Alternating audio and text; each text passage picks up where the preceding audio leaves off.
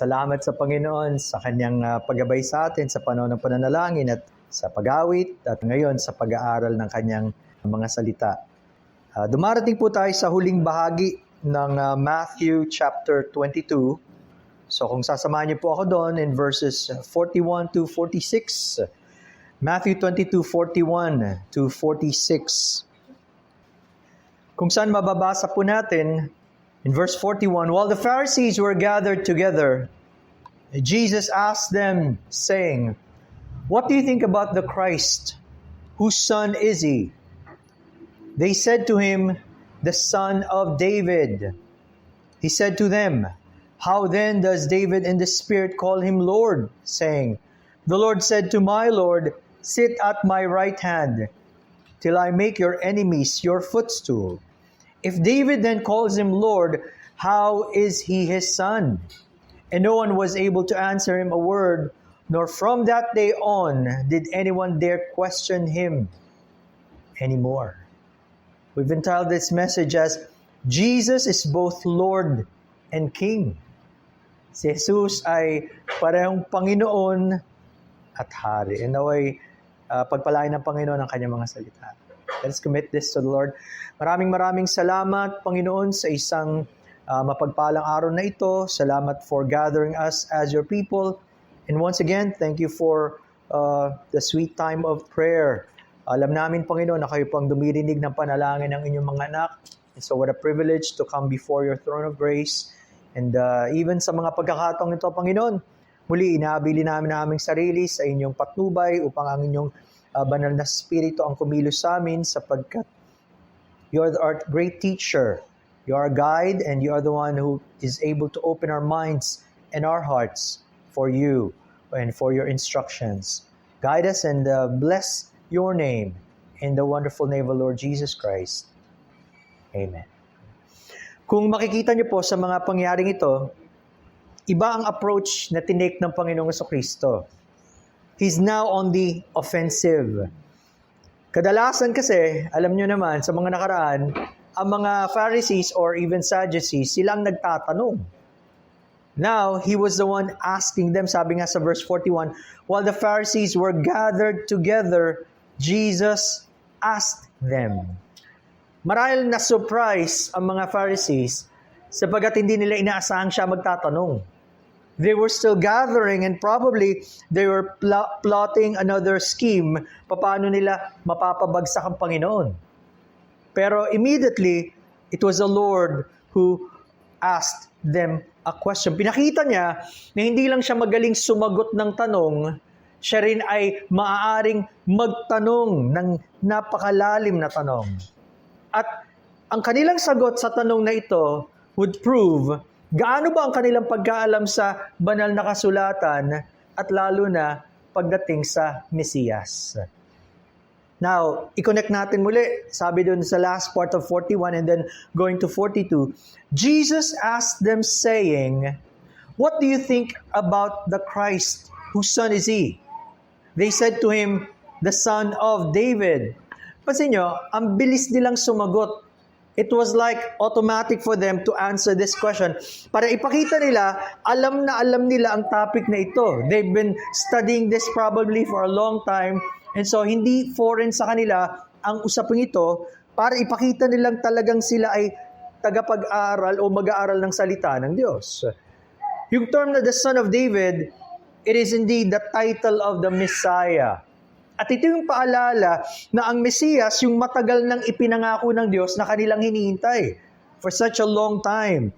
At siya ang tamang tagapagmana ng trono ni David. Ang tamang hari. Na binanggit ng Panginoon kay David ang pangakong ito in 2 Samuel chapter 7. 2 Samuel chapter 7 verses 12 to 16. At kung matatandaan nyo, ito yung pagkakataon na si David ay na-convict. Nabigatan siya sa kanyang puso sapagkat siya ay nakatira sa magandang bahay, pero nakita niyang walang tahanan ang Panginoon physically. At nagkaroon siyang desire ipagpatayo ang Panginoon ng tahanan, pero at least alam natin, hindi siya ang binigyan ng ganong karapatan. Pero sa pagkakataong to, kinausap siya ng Panginoon. to the prophet Nathan. At ang sabi ng Diyos in 2 Samuel 7:12-16, "When your days are fulfilled and you rest with your fathers, I will set up your seed after you who will come from your body, and I will establish his kingdom. He shall build a house for my name, and I will establish the throne of his kingdom forever. I will be his father, and he shall be my son. If he commits iniquity, I will chasten him with the rod of men and with the blows of the son of men. But my mercy shall not depart from him, as I took it from Saul, whom I removed from before you." In verse 16, "And your house and your kingdom shall be established forever before you. Your throne shall be established forever." Makikita natin, there were points referring to Solomon. Nung sinabi ng Panginoon, ang iyong binhi ay lalabas mismo sa iyong katawan, of course, referring to Solomon. At nung binanggit din ng Panginoon na kapag siya ay nagkasala, if he commits iniquity, I will chasten him. Kailangan siyang i-discipline ng Panginoon. Alam natin, ang Panginoong Jesucristo did not commit any sin. So it must have referred to Solomon. Pero alam din natin na sa time ni Solomon, hindi naging tuloy-tuloy ang kanyang kaharian. In fact, sa panahon ni Solomon, nahati ang kaharian ng Israel into Israel and Judah. So, ibig sabihin, yung pangako na hindi matatapos ang kanyang kaharian would ultimately refer to the Messiah. Siyang ultimate fulfillment of this promise. Now, pag tinignan pa natin ang isang talata sa Jeremiah 23, dito, malinaw na malinaw, binabanggit ng Diyos yung totoong hari. Jeremiah 23:5 and 6, sabi ng Panginoon, "Behold, the days are coming, says the Lord, that I will raise to David a branch of righteousness. A king shall reign and prosper and execute judgment and righteousness in the earth. In his days, Judah will be saved and Israel will dwell safely. Now this is his name by which he will be called, the Lord our righteousness." Another term for this is Jehovah Chidkenu. And what a fitting description for our Lord Jesus Christ. Siya lang yun eh. Yung sinasabing hari, ang tawag sa kanya, a branch of righteousness, a king that shall reign and prosper. He will execute judgment and righteousness. At sa panahon niya, Judah will be saved and Israel will dwell safely. Sino ba ang pwedeng mag-ingat sa kanyang bayan kundi ang Panginoon? It was really referring to our Lord Jesus Christ. Now remember kung paanong sa bridging of the Old Testament and the New Testament, pinasimulan ni Apostle Matthew yung kanyang aklat sa pagkoconnect sa Panginoong Jesucristo, being in the line of David and in the line of Abraham. Sabi niya dyan in Matthew 1:1, "The book of the genealogy of Jesus Christ, the son of David, the son of Abraham." Andun agad ang connection. Okay, kaya mahalaga nung binanggit, he is the son of David. Pero pag tinignan natin in this answer, marahil hindi naiisip ng mga Pharisees or ng mga religious leaders, sino ba talaga si Jesus? Nung binanggit nila na sino ba yung Messiah, nung sinabi nilang he's the son of David, either nakalimutan nila kung saan galing ang Panginoong Jesucristo o hindi nila alam na siya ay ipinanganak mismo sa Bethlehem, which is the city of David. Tandaan niyo, ang title ng Panginoong Jesucristo, he was known as Jesus of Nazareth. Yun ang kanyang kinalakyan. Hindi na nila marahil naaalala, galing siya sa Bethlehem. At katuparan yon being in the line of David. Kaya habang binabanggit nila ito, it was just coming from their knowledge, pero hindi nila nakikita sino siya. Pero at this particular time, makikita nyo, kailangan nilang mag-decide. Sino nga ba si Jesus para sa kanila? In verse number 43, ito na ngayon ang tanong ng Panginoon. He said to them, "How then does David in the Spirit call him Lord? saying. Okay? So, kung siya ay anak ni David, papaano na tinawag siya ni David na Panginoon sa Espiritu? Now dito, makikita niyo sa talatang ito, our Lord Jesus Christ Himself affirms the inspiration of Scriptures. Bakit? Nabanggit lang at nasabi lang ng author of Scripture, and the same with all of the other authors, ang mga bagay na kanilang binanggit sa paggabay ng Espiritu ng Diyos. Hindi ito galing sa kanilang isip, hindi ito galing sa kanilang puso lang, pero galing sa Espiritu ng Diyos. Now, mahalaga to. Because I was looking at this from the New King James and in other translations. Sa ating King James, small s, in spirit. Pero sa ibang translation, just like the New King James I mentioned, capital S. Now, mahalaga yung distinction because baka malito tayo, sinasabi lang niya ito sa kanyang spirito. But no, this is in reference to the Holy Spirit of God. Nangangahulugan, habang binabanggit ni David ang mga katagang ito, the Holy Spirit was working in him at kinikilala niya na yung Messiah mas mataas sa kanya kahit siya ay hari. So, mapapansin nyo, no, ginawang mas malinaw pa ito dun sa New Living Translation. Ang pagkakasabi sa talatang iyan, Jesus responded, "Then why does David, speaking under the inspiration of the Spirit, call the Messiah my Lord?" So, we can trust the Bible as authoritative. Pwede nating pagtiwalaan ito ay talagang walang mali sapagkat galing mismo sa Diyos. Di ba alam natin ang 2 Peter 1:21? Anong sabi doon? "For prophecy never came by the will of man, but holy men of God spoke as they were moved by the Holy Spirit." Hindi sa kalooban ng tao. Kahit gusto mo ng tao, hindi niya kayang gawin ang banal na kasulatan. Galing ito sa Diyos. And as God led these men to write the scriptures, alam natin, walang pagkakamali. So even right now, we can trust the Word of God. So, dito pa lang, nire-refer na agad ng Panginoong Jesucristo, the third person of the Trinity, who is the Holy Spirit Himself. Napaka-ikling statement, pero napakaraming katotohanan. At ano yung kanyang binanggit? Sabi daw in verse 44, "The Lord said to my Lord, sit at my right hand till I make your enemies your footstool." A quotation from Psalm 110 verse 1. Makikita nyo doon, dalawa ang salitang ginamit. The first one is the Lord, which is all in capital letters, which is the Tetragrammaton or the holy name of God. And sabi doon, the Lord said to my Lord, capital L but small O-R-D. Ibig sabihin, it was Jehovah telling to the Messiah, or sa ating plain understanding, it was the Father talking to His Son. Yun. Anong sabi niya? Sit at my right hand. Again, this is a prediction of the exaltation of the Lord Jesus Christ. Yung pagtataas sa Kanya, lalo na pagkatapos na magampanan niya yung kaligtasan na Kanyang ibibigay sa Kanyang bayan.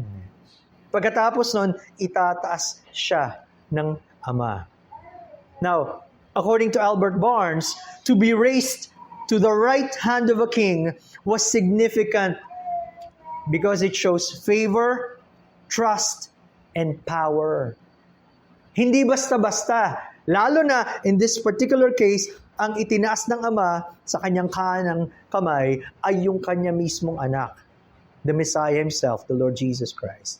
At nung binanggit, till I make your enemies your footstool, hanggat lahat ng kanyang kaaway ay nasa kanyang paanan, na under Him or subdued by Him.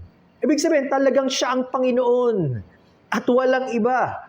Diba? Kaya nga sabi sa Philippians chapter 2 na every knee shall bow of things in heaven, things on earth, and things under the earth, and that every tongue will confess that Jesus Christ is Lord, to the glory of God the Father. Siya talaga ang Panginoon. Now, ang pagliliwanag din ni Apostle Paul sa 1 Corinthians 15:25-28, patungkol sa ating Panginoong Kristo, "For He must reign till He has put all enemies under His feet. The last enemy that will be destroyed is death, for He has put all things under His feet. But when He says all things are put under Him, it is evident that He who put all things under Him is accepted. Now, when all things are made subject to Him, then the Son Himself will also be subject to Him who put all things under Him, that God may be all in all." Yun pa rin, the primary purpose of God is to be all in all. Lahat ng kaluwalhatian ay babalik sa Kanya.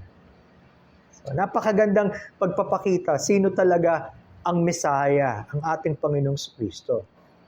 So, nung tinuloy ng Panginoon in verse 45, "If David then calls Him Lord, how is He His Son?"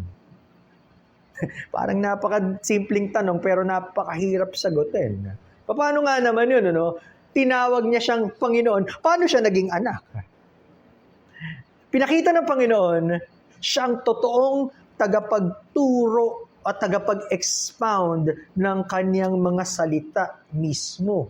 Sa Kanya galing to eh.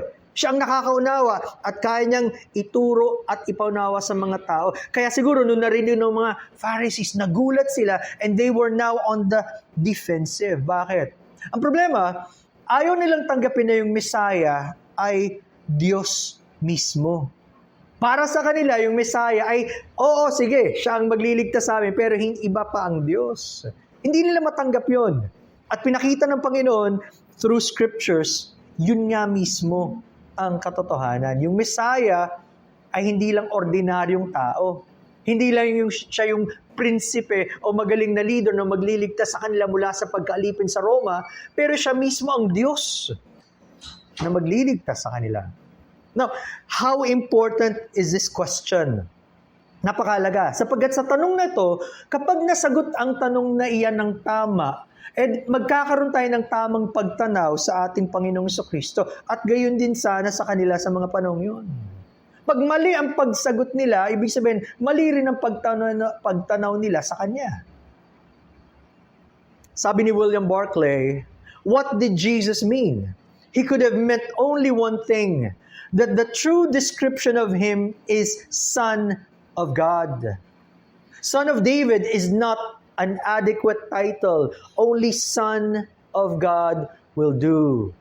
Oo, mataas pag sinabing Son of David, galing sa linya ng mga hari. Totoo yun. Pero, ibang usapan na kapag sinabing anak ng Diyos. Alam nila, yung anak ng Diyos ay Diyos din. Kaya either tanggapin mo siya na totoong siya, yung hari na ipinangako ng Diyos at siya rin yung Diyos. Nagkatawang tao o hindi. Wala kang ibang choice.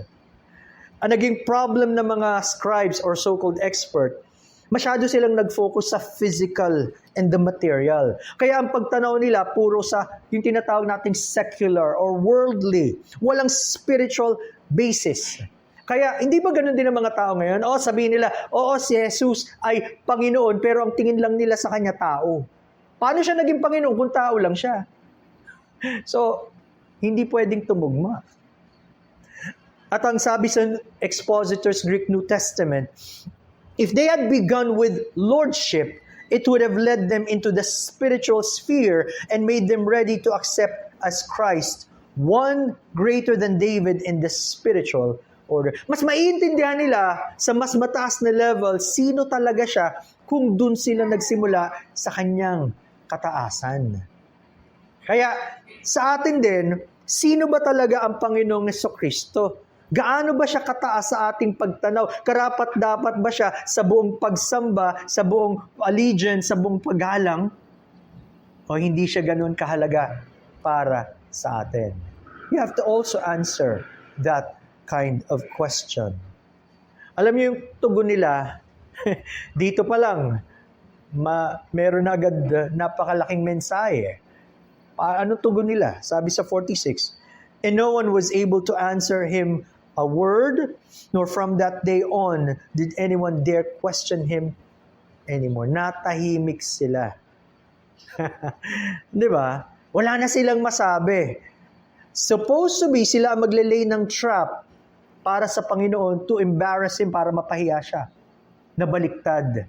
Because of the question of the Lord na hindi nila kayang sagutin dahil nga sa kanilang pride, ayaw nilang tanggapin siya. Hindi na sila makapagsalita from that time on. At tandaan nyo, napakaraming tao during this time. The time of the Passover, maraming mga pilgrims sa pumupunta and supposed to be, gusto nila sa harap ng maraming tao, mapahiya siya. Sila ang napahiya. Sa simpleng tanong ng Panginoon. Sabi nga ni D.A. Carson, yung kanilang silence was also a tribute to Him, to the Lord. Bakit? Sipin nyo, yung sinasabi nilang hindi nakapag-aral, pero ang sabi nila, teacher, hindi umattend ng right schools, pero kayang-kaya niya yung mga pinakamatalinong tao sa panahon nila. Walang katumbas ang karunungan ng Panginoon. At kung hindi nila masagot ang tanong ng Panginoon, later on, ang Diyos magpapahayag sa iba na mas handang tumanggap. Kinuot nga niya dito yung Romans 1:1-4, speaking of Saul of Tarsus. Okay? Bagamat si Saul was also a brilliant man, pero hinambol siya ng Panginoon at natutunan niya, nakilala niya ang Panginoon. Diba? So, napakalaking bagay nun, ano man ang antas natin sa buhay, matalino man o hindi, may mataas man ang kalagayan o hindi, pero kapag tayo handang magpasakop sa Panginoon, tuturuan niya tayo. Kumpara sa mga taong ayaw magpaturo sa Kanya. At ito na ang kahulilang pagkakataon makikipag-debate ang Panginoon sa mga religious leaders na patunayan nila ang kanilang mga logic or arguments ay walang panama o hindi match sa kaisipan ng Panginoon. Anong gagawin nila? Later on, they would resort to treachery and violence. Hindi na gumagana eh. Iba na ang magiging approach nila, but that is for a later time. But one thing is sure, we have a victorious Savior. Di ba? Ang ating tagapagligtas ay totoong hari at siya ang Panginoon. Wala nang iba. Dapat siyang ipakilala natin sa iba. Dapat sa Kanya tayo magpasakop, sa Kanya tayo sumamba, at mas magkaroon tayong desire na mas makilala siya ng mas malalim. I'll be ending with Isaiah 49. Isaiah 49 verse 7. Notice, isang verse pero punong-puno ng description patungkol sa ating Panginoon. Isaiah 49 verse 7. Anong sabi doon? Thus says the Lord, the Redeemer of Israel, their Holy One, to Him whom man despises, to Him whom the nation abhors, to the servant of rulers. Kings shall see and arise, princes also shall worship, because of the Lord who is faithful, the Holy One of Israel, and He has chosen you. Siya na binabaliwala ng marami, siya na pinahirapan, sinaktan, pero siya ang totoong hari at ang mga totoong sa Kanya ay sasamba sa Kanya. Hindi ba napakasarap isipin, pinili niya tayo? He chose us. Pwede namang hindi. And then now we can begin to understand sino talaga ang Panginoon at mamamangha tayo sa Kanyang kadakilaan. Ang sarap nun. Huwag mawala yung ganong awe and wonder na meron tayo sa Panginoon. Mas maganda ngayon pa lang, magpasakop na tayo sa Kanya so that we will truly come to know our Lord as Savior, as King, and then we would grow in the grace and knowledge of the Lord, Jesus Christ. Naway may pinaalala ang Panginoon sa ating pag-aaral sa hapong ito. Let's pray. Almighty Father, maraming salamat sapagkat totoo nga po, Panginoon, na kayo ang hari at kayo ang Panginoon. Bagamat may mga tao na hindi kumikilala sa inyo at marahil ang kanilang pagtingin sa inyo ay ordinaryo lamang. And yet maraming salamat for opening our eyes for who you are. And continually, O Lord, nagre-reveal kayo ng inyong sarili sa amin. And what a blessed experience, O Lord, na kami po ay maging isa sa mga pinili ninyo. O Lord, purihin po ang inyong pangalan at nawa patuloy namin i-desire kayo sa aming buhay. Patuloy namin kayong hangaring maparangalan sa lahat ng aming sinasabi, sa lahat ng aming ginagawa. Ang aming buhay ay maging mabangong samyo para sa inyo. At patuloy namin sabihin ang magandang balita ng kaligtasan para sa mga taong patuloy na papahamak, Panginoon. Salamat po at encourage po ang inyong mga anak and guide us even as we depart from this place. For we pray all of these things in the mighty name of Lord Jesus Christ. Salamat po.